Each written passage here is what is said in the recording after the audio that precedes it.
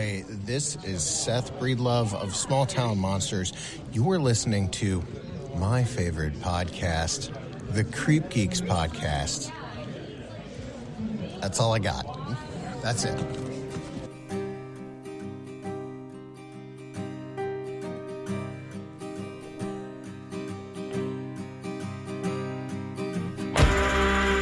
So, hello and welcome. Welcome to the CreepGeeks Podcast. I'm Greg. I'm Omi. And here we go. This is season 7, episode 262. Smoky Mountain National Park, Bigfoot, and our experience.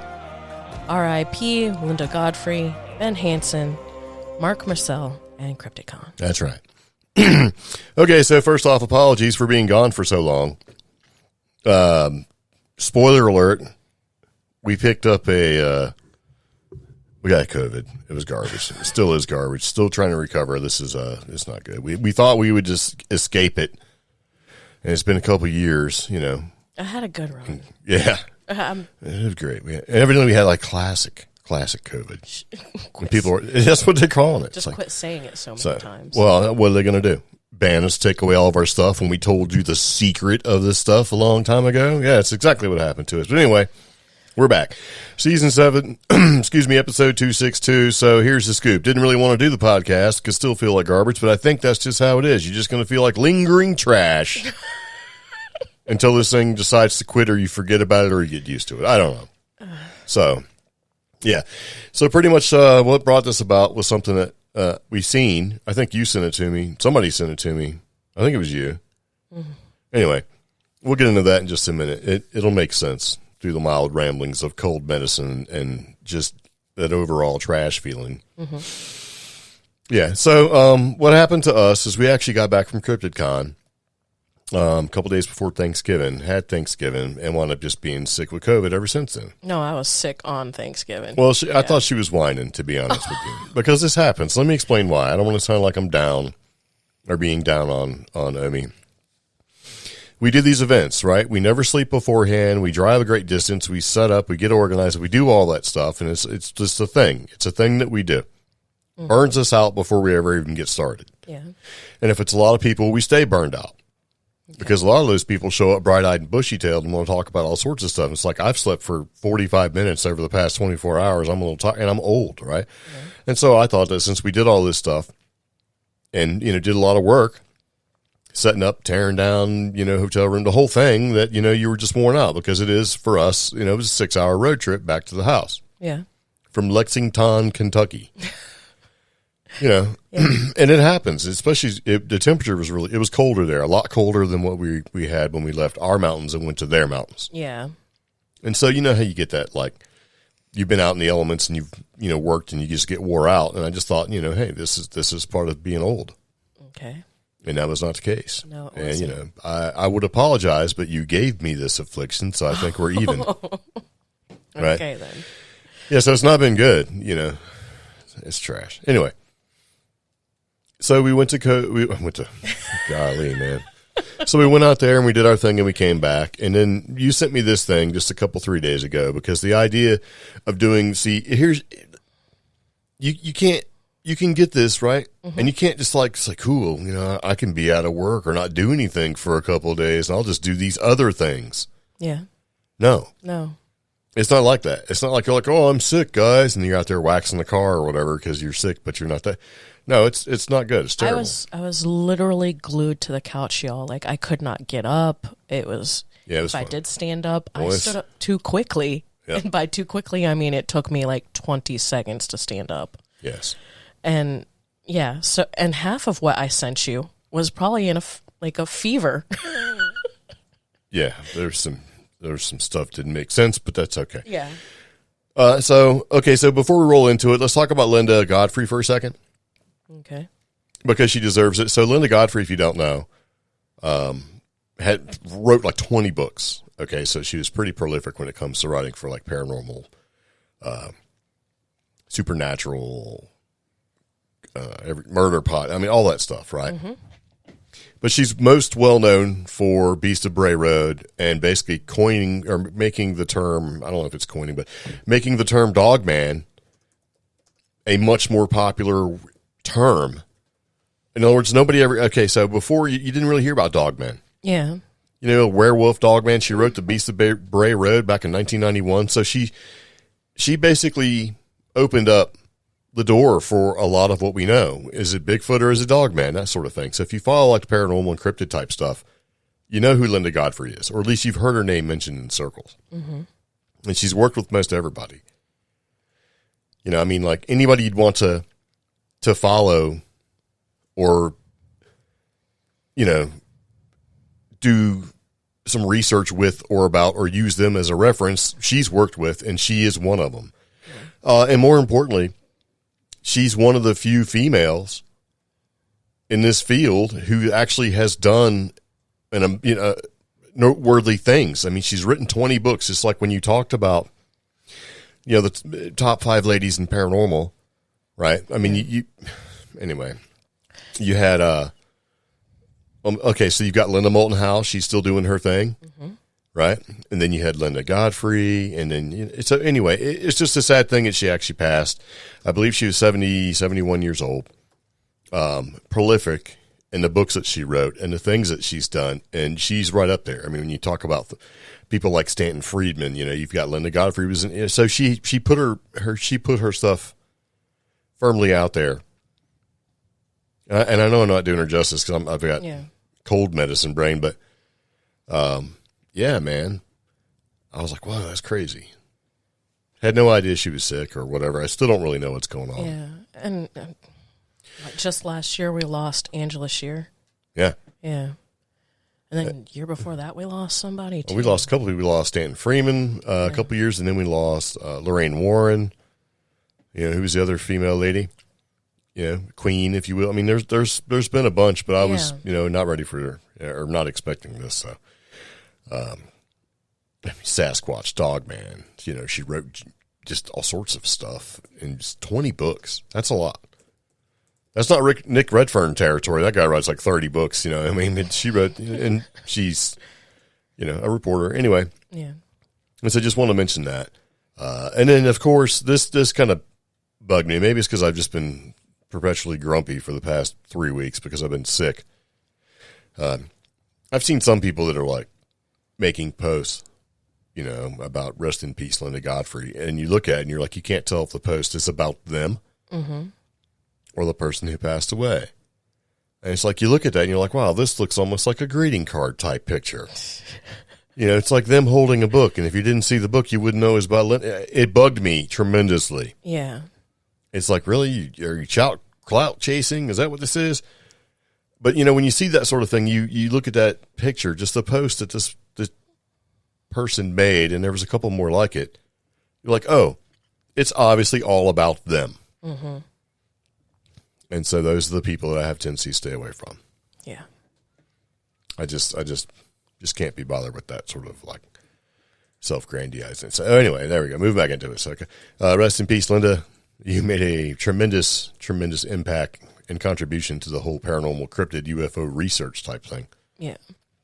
So it was, yeah. Now, we did include a link in our show notes, as we do with all of our stuff that we talk about in the show, to where if you want to read Linda Godfrey's obituary and go to her tribute book, because there's a page where you can put comments. You can certainly do that and link us in there. Yeah. So, people were putting some pretty nice little comments in there. I read a couple. So you can do that too. So, very good.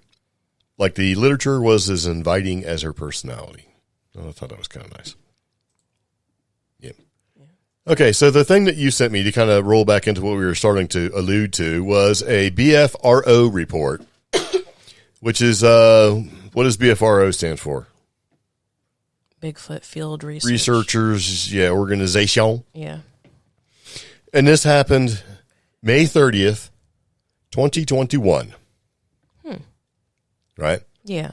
And the location where this happened was Blue Ridge Parkway at Overlook near Masonic Monument. Now, last time I checked, that actually put you in the Smoky Mountains National Park. Yes. Okay. So, is it the North Carolina side, Tennessee side? I don't know. But the report, number 69269, Class A, right? Yeah. In May, said, and this is close to Maggie Valley. Blue Ridge Parkway is really close. Smoky Mountains National Park's right there. It's pretty populated. You know, this is like one of the most trafficked places you could go. It's like the most visited national park in the U.S. Did you know that? Mm-hmm. Yeah, it's really busy. And we've been there like 8, 9, 10 times. I don't even know. We go there a lot. Okay, so here's what the report says. My son and I had just finished watching the sunset on the Blue Ridge Parkway at the Masonic Marker, which we've talked about 3 or 4 times. Yeah. We were still sitting there watching the overview as a fog was rolling in, and it was getting very cold, so we got in the car, cranked up the car, and started to back up and leave. When a very dark, large figure ran across the road into the woods. It looked man-like. I turned towards the figure, but couldn't see anything. It was entirely too large to be a black bear and definitely wasn't an elk. Yeah. I haven't seen anything at all like this weekend, but and it says again, the figure was very dark. The hairs on my arm and the back of my neck stood straight up, and I've never in my life been so afraid. Yeah. And so when you sent that, Masonic Marker, Blue Ridge Parkway, I'm like, what? And this is it got me thinking. We had a similar situation that occurred when we were there in August because it just happened to be on our anniversary. Yeah. About a mile and a half away from the Masonic Marker is the Thomas Divide Overlook. It's almost the same time too. Yeah. 8:51 p.m. Right, evening time. It's definitely dark at that time, especially in May, and it was definitely dark in August. So in one of our previous podcast episodes, we actually talked about it, and I went ahead and grabbed the audio. To be honest, I couldn't find it, so I had to go back into our videos that I've been working on and find it from there. Yeah, I sent you a couple of them. Whoa, too. A couple of them what? A couple of videos from this, when this happened. So maybe our videos or other people's videos? Mine. If it's other people's videos, I do not care. No, it's my videos. Oh, very nice. From my phone. From your phone? Yeah. So let's see if I can play this clip for you. This is an experience. Now, I will say that we took this opportunity to record this clip when we were driving away very quickly in the van. Yeah, hold on, I gotta find it. Where did I put it? There we go. Nope, that's not it. There we go. Whew. All right. I still can't find. Oh, okay. I labeled it Thomas Divide Omi. So I couldn't find it, so I was looking for it. So anyway, check this out. I did go through and edit the sound because the sound of a van fleeing a scene is kind of loud because it's in a van, but I went ahead and dropped it to where you could probably just hear us. And so anyway, here you go. Okay, so when we were leaving, I seen light, like just kind of looked like light just sort of bobbing behind the car across the road. Well, before that, right after we started to hear some of the weird sounds, I really wanted my nighttime vision to adjust because with the lights on, I couldn't really see what was behind the van. And I waited until the lights naturally came off on the van, and I just hung my head out the window and just kept looking in the same area because what I thought I saw was a shadow at the edge of the parking area, and it was clearly a shadow, but it was on the pull-off area, so on the pavement, and it would creep forward, and then it would retract, and my eyes kept trying to adjust so I could see what was happening, and I really couldn't make it out, but it would recede. The shadow on the ground would recede. And then I'm like, okay, that's really weird. So I turned more of the lights off inside the van, and then I saw something between thigh high and hip high on me really slowly walk across the road. And it was very slow but intentional. So I'm not really sure what it was. I couldn't make it out enough, but it happened not long after we heard some strange noises. So, yeah.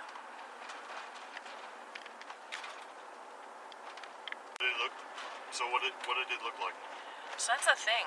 It doesn't make sense what I thought it looked like. And I'm still trying to wrap my head around that because it kind of really bothered me. It doesn't make sense what I saw because it was all black and I couldn't make it out. There was no clear definition to it. And I swear it was like if a person was on all fours walking or crawling across the road. And it was so slow and so weird, but it was like a person, if a person were trying to walk on all fours. And that makes no sense to me. And I wish I could have made it out more, which is why I'm like really annoyed, because I couldn't see as well. And I definitely, every time I tried to take a picture, that's the other thing, I would try to take a picture with my phone, and the flash was misfiring and not taking a good picture. So all I've got is like these just super fuzzy photos of nothing. And that's what bugs me too, because if I look past this poorly taken photo, you still don't see anything on the photo. So it's only what I saw. It's pretty weird. Yeah. And then you heard something. Yeah, I heard a lot of things. Yeah. A little bit of whispers, some grumbling, and stuff like that. I mean, animal? I don't know. Could have been an animal. I have no idea. So. Felt pretty creepy, but not. I don't know. It's hard to describe. Well, you know how you said you thought you heard like the chewing? Yeah. Yeah. Like. So guess when I heard something that sounded like chewing? What? When you finally got the camera off the top of the car and started walking to the side of the van. Yeah, I heard that too. I Yeah. just decided to ignore it. So on a future note, I'm definitely gonna like mount everything so I don't have to get out. Because I've always wanted to be able to turn the key and drive away or over whatever it is that may be out there. Bear, run it over. Yeah. You know, person trying to steal stuff, run them over. You know, strange people running up and wanting to get in the van and do us harm like zombies, run them over. Turn the key, drive away. Well, see, that's the thing. Like, you kept saying, is somebody else in the parking lot? And you were, like, genuinely shocked. When I'm like, no, nobody else is here. I thought there was the car that was there earlier, just sitting there, making little grumbling noises and stuff like we were doing. I didn't realize that they had been long gone, and that's when I kind of like, well, it's probably time for us to go. Yeah. And of course, I'm trying to navigate this back, and you know, that's not happening. That's because there's no service out here. Yeah. Yeah, pretty weird. Certain pull-offs you can Yeah. go to. So anyway, I thought that was kind of strange, right? Yeah. And so I started doing a little bit of looking around and seeing about, you know, because I never really searched at all for Bigfoot search terms regarding Smoky Mountains National Park. It just never occurred to me because we're not necessarily like Bigfoot researcher people that are like, you know, let me strap on my boots and go hunt Bigfoot. Yeah. In Smoky Mountains National Park, one of the most heavily touristed I don't want to say tourist trap. Traversed. Yeah, it's like it's a zoo, man. That place can be super crazy. Everybody takes that little trip and drives through there before they get to the Blue Ridge Parkway kind of thing. So it's usually busy, but when we were there, it was not busy, you know, or it got not busy. It got not busy because remember when we pulled up, there was at least 3 or 4 other cars right. there. But I was surprised when they were gone. I'm like, whoa! And that's when the weird stuff started happening. So, with that first report that you sent me from BFRO, and I did the sort of a quick search, I came across a couple different things, and the one thing that I remembered is that Small Town Monsters, Alex, right? He went and he spent a night or day and a half or night and a half or whatever it was, where for Beyond the Trail, he did a backpacking adventure in what's called our little Bigfoot country. Yeah. And so we do have a link to that. It's 36 minutes long. You can watch it on YouTube. It has some pretty interesting little things in there. And I'm not going to take any of his video and put it. I'm not going to do that, but you should definitely check it out. There's a link to it. But in the comments of the video, right, this little movie, which is actually called Smoky Mountain Sasquatch, right? Yeah. From Beyond the Trail series from Small Town Monsters, right? Yeah. And the funny thing is that he did this the day before we were at Smoky Mountain Bigfoot. Yeah.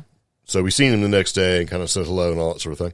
But anyway, and the comment says, and this is from Todd Johnson, this is 3 months ago, I made a few comments to other comments below that are similar, but this is my post. I'm a lifelong local to Western North Carolina, having as well worked many years as a backcountry wilderness park ranger in both the Great Smoky Mountains National Park and Pisgah National Forest, which we're close to Pisgah, right? Yeah.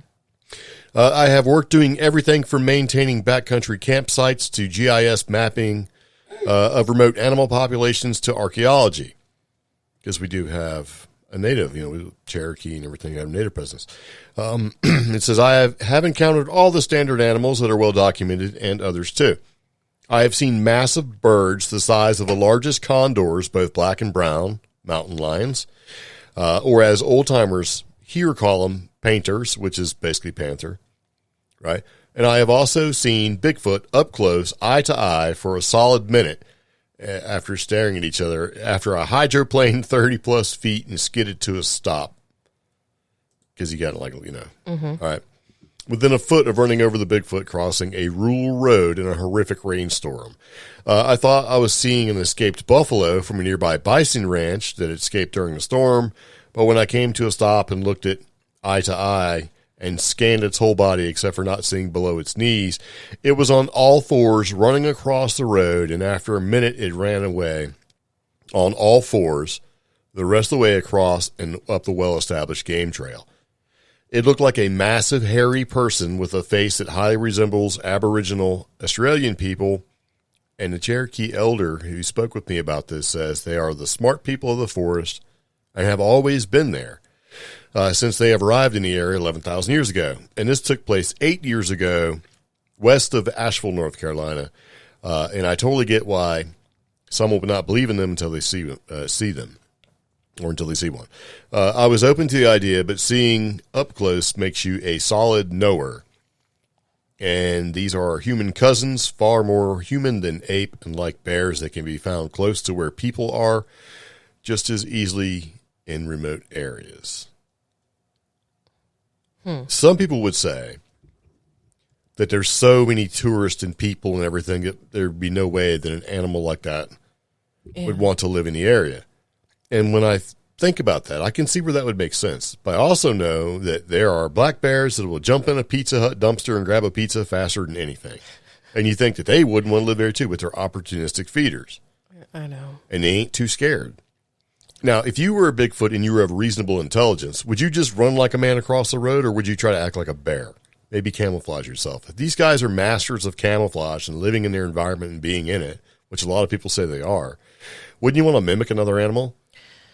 I mean, I don't think it's like a conscious, I am going to mimic a black bear. I think it's, I'm going to present myself as less visible as possible. I'm going to scrunch in. I'm not going to walk upright because that's going to get attention. And again, some people say they run just as fast on 4 legs as they do on 2 legs. So, yeah. I mean, who knows? Every time you talk about Bigfoot, there's always something, But this whole, found close to where people are just as easily as in remote areas. That's that thing that I'm constantly on the fence about, because to me, if Bigfoot exists, I've got to picture it in this super remote area where very few humans are. However, living here in Western North Carolina, we have this person's comment on Alex's video, and we keep getting reports of people who experience stuff here in our county in between the Pisgah National Forest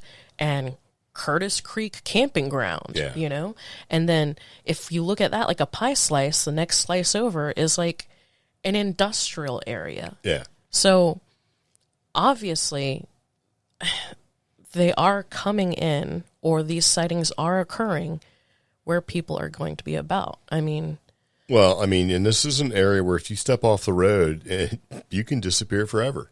That's the other part of it. So it's kind of crazy like that. So yeah, so I thought that was pretty weird, right? And it got me into looking, and there's other people basically saying up around Klingman's Dome there were sightings. It's in that particular area too. Alex went up that way to walk through it.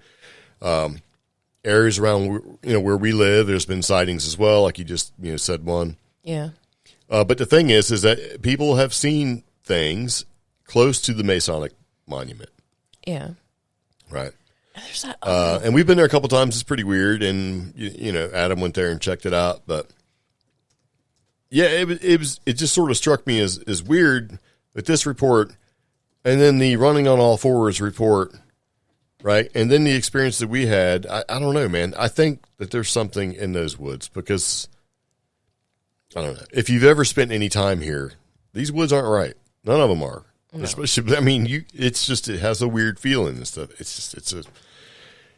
I am not surprised at all. And plus in our area too. Oh, remember this person said, oh yeah, they seen like a super large hyena as they went whizzing by it on the road, going around these mountain curves, like not far from us at all. Somebody said they seen like a 6-foot hyena, which is probably a dog man. Who knows, right? Yeah. Because the person's like, I was not doing drugs. I was not drinking. I just came from work and told us, yeah, this area is, it's got some high strangeness, and once you start putting some clues together, it becomes even more weird and it's just suspect as to what's going on. And we're going to do a little bit more research and see what we can come up with as far as what's been going on, in our area. Yeah. It's been kind of nutty. There's this other website where you can put your weird experiences, and I'm drawing an utter blank right now. MUFON? No. BFRO? Oh. Yeah, there's a couple different other high strangeness stuff, and I'm trying to. Yeah, I can't find it. All right. So. Okay, so at this point, we're going to take a second to take a quick break, and we'll be right back. And you're listening to the CreepGeeks Podcast. Oh yeah. Well, that's not it. Hold on. I'm on the wrong page. All right, so I might as well go ahead and play it. While we were at Cryptidcon, we got there in the evening and started to set up and everything like that. Well, a lot of the more organized people and vendors, Small Town Monsters was one of them, they had all their stuff set up and ready to go. Remember? Yeah. All pretty. Mm-hmm. So we went over and rummaged through it while there was no one there. And I figured I would record it. Yeah. Just We're here rummaging through Small Town Monsters booth. It's very nice. Wasn't that long ago when we watched Seth rip that TV out of the box and then throw the box in the trash. Illegally. Very nice. Yeah, this is mine. I'm Pretty the cool. one that found it. I'm the one that keeps it. Yes. somebody had claimed something. Yeah. They said it was theirs. So anyway, I don't know. When we got to Cryptidcon and we got all set up and stuff, of course, we kind of bebopped around to go see if we could see who was there and then what was going on and that kind of thing. And then, of course, over the next couple of days, we had a chance to talk to some people, and we're going to give you an exclusive, poorly recorded audio clip that alludes to some upcoming Small Town Monsters movies that won't make any sense at all as you're listening to it to us right now. Yeah, what do you think about that? You ready? You excited? Sure. Yeah. Devoted to the Olympic Peninsula. Peninsula. Which, if you're familiar with on-trail Bigfoot discovery, it'll pick up on some of them. There's millions of people. So, of course, all these animals are being run out. Not just Sasquatch, but everything else, too. An area like this is probably just as good as some areas in the Colorado Rockies. Anyway, there you go. Okay. I was going to record it, and I kind of felt weird about it. So, I mean, I was like, I don't want to do that. But yeah, they've got some upcoming Bigfoot stuff on the Olympic Peninsula and second part of Alaska. It's like Christmas Day. So they've got some pretty interesting Bigfoot things. So if you have any interest in Bigfoot stuff and you want to watch some well-shot, wonderful documentary type action, then, check out their website. You can go to the link and follow them onto the YouTube page. But yeah, we enjoy Small Town Monsters, and we also enjoy kind of poking around at Seth. Seth Breedlove's funny. So anyway, let's talk a little bit about Cryptidcon. Okay. What? You look like you want to talk about something. Oh, I knew you were going to talk about some other Bigfoot stuff. Like what? Like Ape Canyon Bigfoot. Well, that's part of Yeah. that's part of what we're going to talk about. Okay. So All right. yes. Okay, because it says Cryptidcon recap. Yeah. And the Cryptidcon recap was sponsored. Cryptidcon was basically sponsored by MetaZoo and Small Town Monsters. They were I think the big contributors. I'm sure there was more, but I didn't really pay attention to who else was doing it. I'm sorry, but I know Small Town Monsters, and I know MetaZoo, who they've done Cryptidcon a couple different times. Yeah. Oh, and the boss man from MetaZoo came over and chatted with me for a while when you were out gallivanting, doing something, and then came back and gave us some swag, which I thought was very nice. I think I was getting that audio clip. Oh, yeah. Okay, maybe that's what it was. But that was pretty cool. He didn't have to come back and drop off some swag to us. So, and a lot of people, anyway, I thought it was very nice. So I do like MetaZoo. Yeah. I think it's a card game. I don't really know. I'm old. I don't know what they do. Y'all, it's similar to Pokemon. Is it? The card game. Nice. Yes. Okay, so one of the people that I talked to, which is funny, it's unrelated. I talk to a lot of people, right, that do these events, like, people that do presenting and things like that, and people you see on TV and stuff. And I rarely ever talk about anything Bigfoot or whatever it is that their subject matter or their expertise or why they're actually there. I rarely talk to them about whatever they're that in the field for. Yeah, I never talk to them about that kind of stuff. I talk to them about other weird stuff. Yeah. And so I went outside and was standing there, and for a minute, just kind of hanging out, and I seen Marc Myrsell. And he looked familiar, and I didn't know why he looked familiar. And I told him, and I was like, hey, man, you mind if I stand in your sunlight? Because he was over there. He was in a sunny spot because it was cold in Lexington. Mm-hmm. And he was like, yeah, sure. And so I looked at him, and I was like, hey, man, you look familiar. And then he started telling me, yeah, well, have you ever heard of Ape Canyon Bigfoot? And I said, yeah. And it's basically the cabin where these guys were holed up in the cabin on the side of a mountain, and Bigfoot was throwing rocks, like a whole bunch of them. These wild apes, that's what they were referred to as. Yeah. Were throwing these huge softball-sized rocks and attacking the cabin. And I'm like, yeah, I remember that. So we started chatting a little bit. Conversation quickly went to coffee because he was like, hey, man, I'm going to go get some coffee. I'm like, cool. And I said, hey, do you like coffee? We happen to have coffee. So it's our cryptids and coffee. It's our Bigfoot Bold Blend. I'll bring you some. He was like, yeah. After the fact, when I was talking to you about it, I think maybe he thought I was going to bring him like a real cup of coffee. Like in a cup, you know what I mean? Yeah. But I didn't. I just brought him a whole bag of coffee, which he seemed to like even more because, but later on, I was like, he's probably sitting there just dying of coffee thirst. And I bring him a bag, like, here you go, here's some DIY coffee for you. But yeah, I had a chance to talk to him, and I asked him, I said, where have I seen you? I know I've seen you a couple different places. And he was like, I've been on a couple shows. And he's been on like Expedition Bigfoot. Or Expedition X. Expedition X, yeah, what did I say, Bigfoot? Yeah. And so he's been on a couple different shows, actually a lot of different shows, and he is like, the Ape Canyon Bigfoot expert. Yeah. And he asked me, this is where it gets kind of funny, sort of ties in, right? He asked me, he's like, hey, there's a lot of people here, because we did talk about some of the shows and how they kind of like set it up for production value. Mm-hmm. He wouldn't say fake. And I wasn't trying to make him say fake, right? He said, they set up some of it's for production value. Like he said, like the cabin is right off the main trail where you can go see this cabin, but it's only like 1/8 of a mile, but it takes you an hour and a half to get there because it was really hard to get to that spot. Yeah. So, but yeah, so we started chatting a little bit. Yeah, I'm talking about, Josh Gates and the show and all that stuff, right? So anyway, I thought it was pretty funny. So kind of chatted up and then talked about a little bit about coffee. And then he said, hey, if you want to watch some, a decent, some decent film and documentary on Bigfoot, there's this really nice group of people you got to check out. I'm like, okay. And he's like, they're called Small Town Monsters. It's got Seth Breedlove, and he basically was singing the praises and accolades as Small Town Monsters, right? I'm like, yeah, they are pretty good. I like the stuff that they do. Because I didn't have any idea or realize that Small Town Monsters has been filming with him for the Olympic Peninsula and the Bigfoot stuff that they're coming out with. Which is those 2 clips that we played that don't make any sense.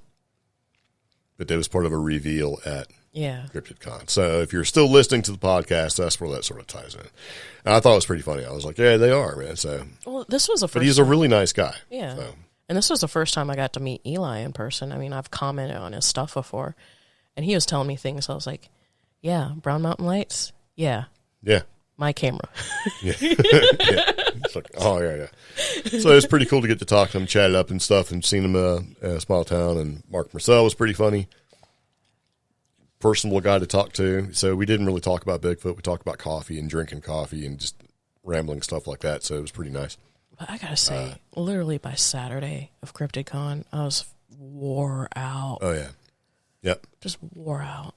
It was funny. And then another person that we met that I thought was pretty nice, who basically put up with the shenanigans, even though it looked like they just didn't want to be putting up with shenanigans. Ben Hansen. He's like from Fact or Fake, he's on TV. He does some stuff. He's a big, tall guy, and I look over, and you're basically directing him on where to stand and hold Pepper so that you can take a picture. And he's just like, why am I holding this dog? I'll do it. I'm doing it for the fans kind of a thing. But the look he had on his face was like, okay, just what else, man? I did feel bad because it honestly seemed like he just wanted to go around to the different booths and see what people had.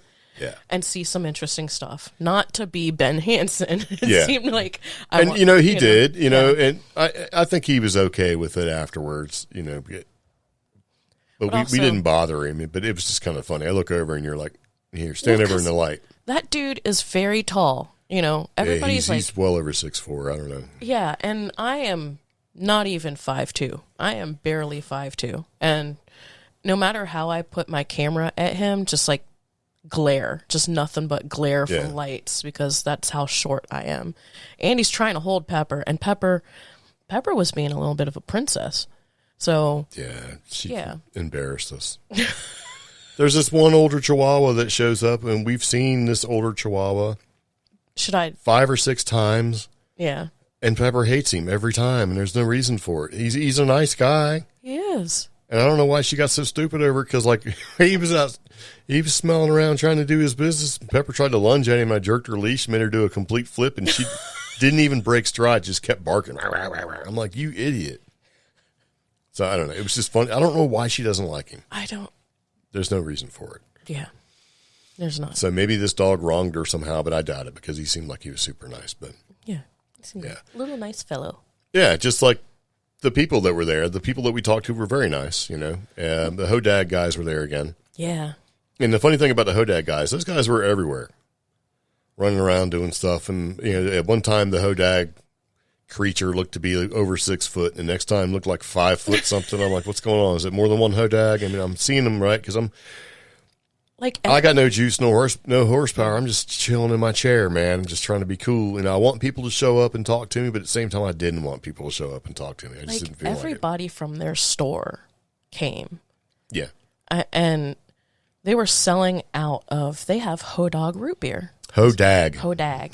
Now, this isn't, obviously by my pronunciation, this is not an official endorsement, but the root beer was very popular, and I even had to go back and get some more. Was it good? Yeah. See, there you go. Oh, it was now, great. I wasn't as fortunate to sample any root beer, because they didn't give me any. But what I was able to do was experience some interpretive dance and song from the Hodag crew.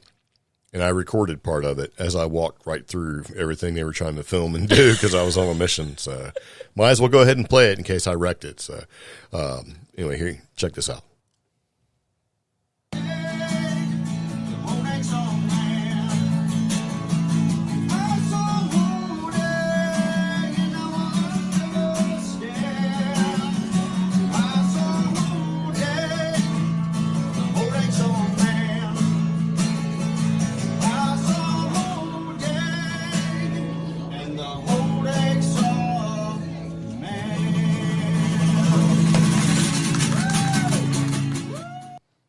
There you go. Very nice.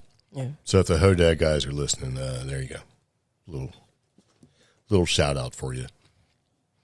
So it was pretty good. Oh, and we have a fan who we've seen like 5 or 6 times at different events. And for the longest time, I thought he was like a vendor. But he's not. He's an enthusiast. Oh. And chatted with him for a while. And if you're listening, because he says he listens every time, he whipped out his phone and said we were like number 1 on his little playlist. Fun fact, we're like number, 26 in South Africa or something like that, as reading as a recent metric that I came across. But anyway, talked to him for a while. I don't want to give out his name because I don't know if that's cool or not. And I never even thought to ask. But one of the things that he gave us that he had made for people he liked to listen to, podcasts and things like that, he make these little fishing spinner baits. Oh, wow. And he gave us a couple. I thought they were really cool. So if you're listening, dude, we'd look to see you again. Yeah. Sometime. Because he kept threatening to leave. And he just never did. Yeah. All right, guys, well, I got a long drive. I'm going to go ahead and go. And then I see him like 4 hours later. He's like, I didn't go yet. I'm like, yeah, okay. So that's cool. So I thought that was fun to see him again. And so, cool fishing things, too. If we should be better at this and say, hey, can we include this kind of thing on the podcast? Didn't think to do it. And, that's a lot of what we do when we do these events is that we don't try to pester the people, and we probably should because everybody else seems to do it. The last person we pestered was Seth Breedlove. And he did his little intro for us there. Yeah. Which was very nice. And then you pestered Ben Hansen. He was like, you want me to just hold this random dog, Which I thought was pretty funny. So I don't know. Anyway, that's about it. I guess that's what I got to talk about. Well, I just remembered. What? The name of the other site to submit your weird stuff. What is it? Liminal Earth. Oh, yeah. I'm like, duh, So I want to check out them to see if they have any stuff because I'm sure they do. If you do a search and you start looking for Smoky Mountain Bigfoot experience or whatever, there are tons of sightings and stuff. Some of them go back. Here's what I did notice in my quick search. I did about an hour's worth of searching, right? Yeah. It seems like before 12 years ago, there wasn't too many. Yeah. Like people were calling it a fluke. But now all of a sudden there's not. It seems to be more and more sightings. So I don't know whether people just didn't pay attention to it or they just weren't really into it or whatever. Yeah. But it seems like, starting around 2010 or something like that, more sightings have been occurring. So it makes you wonder, is it Bigfoot or is it feral people? If it is one of the most super trafficked places ever by people, what if it's feral people? I don't know. Running like, weirdos. Eating pizza in trash cans or whatever. Scaring people. I just want to see, if they have something for us, because that particular area and that Masonic marker, there has to be more besides what we've found so far. There is. That's actually going to be one of our upcoming podcasts as we start to talk about that area in general and how weird it actually gets. Yeah. There's a lot of reports that are not just Bigfoot. Yeah. And heck, even... So they're even more strange. And we started to try to catalog those to talk about them. And we've been there a couple different times and had weird experiences. We've been there, off and on. It's like there's some strange goings on there. Yeah. Like all of a sudden you can't fly over that area because you might scare the elk. Stuff like that. It's like, what? And we're alluding to deep underground military bases, basically, is what it is. And even our friend Adam from In Pencil Live did a little visit there. Yeah. So, yeah. He didn't report back with any weirdness or whatever, but I don't know how much time Actually, he he did. You were not feeling well. He sent me some pictures and asked questions because as someone with a vested interest in that, he had a lot of interesting observations about the marker itself. Yeah. So. Just makes you wonder. Yeah. Anyway, we'll talk about that at another date. So anyway, that's about all I got. Yeah. Is that all you got? Well, pretty much. I mean, guys, thanks for tuning in to us while we're still recovering. Please join our Facebook group. We are trying to get that to grow with more activity as well as show suggestions. If you have an idea or something you want us to talk about, join the Facebook group. You can find it easily, CreepGeeks Facebook group, and say hi. If you have an idea or a question, let us know. Find us on all sorts of social media. Now that I'm feeling better, we will be putting more stuff on not just our Patreon, but also our TikTok. Yeah, Patreon's about to become a dumping ground of everything we have. Yeah. So. Yeah. Now it seems like we can actually get stuff uploaded to it. Yeah. It's been a thing. Including more of our Thomas Divide, Smoky Mountain video footage. Yeah. So that's a great reason to check out the Patreon. Yeah, when we ever get it done. It's the only video that I've edited 4 times and have never been able to get it to complete. Weird. Anyway, do appreciate you taking time listening to Creep Geeks Podcast, season 7, episode 262. We'll be back again. We try to do this weekly, so we expect to fully resume back into full swing here in a little bit. So. We're going to feel better. We'll be like, are we even on the right season? I'm going to want to go, it's episode 263, stupids. So, Time travel. That's right. Missing time. Do appreciate you listening, so we'll see you later. Take it easy. Bye-bye. Bye.